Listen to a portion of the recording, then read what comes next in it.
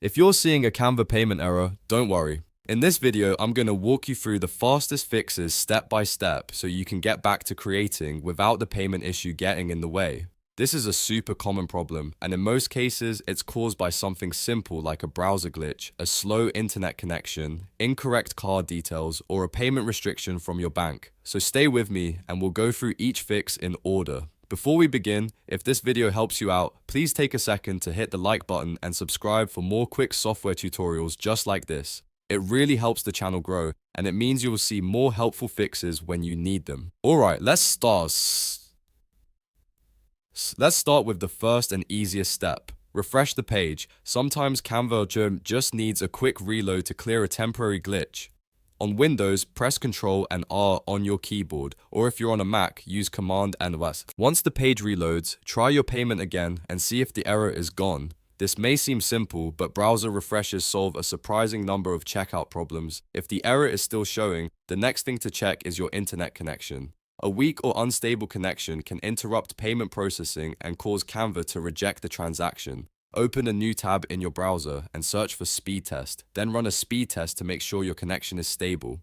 If your internet is slow, try switching to a stronger Wi-Fi network, restarting your router, or using a mobile hotspot just to test whether the issue is related to your connection. Sometimes the payment isn't the problem at all. It's just a network issue preventing the checkout from completing properly. Now let's move on to your payment details. One of the most common reasons for a Canva payment error is a simple typo in the card information. Double check your card number carefully, then verify the expiry date and CVV code. Make sure the billing name matches your bank card exactly, and if Canva asks for a billing address, confirm that it is correct as well. Even a small mistake in one digit can cause the payment to fail. If you're using an expired card or an old saved payment method, remove it and enter the details again from scratch. If everything looks correct and you're still getting an error, try a different payment method. For example, if your card isn't going through, try another card or use UPI. If that option is available in your region, sometimes one payment method gets blocked by the bank or by the payment gateway, while another method works instantly. If you have access to a backup payment option,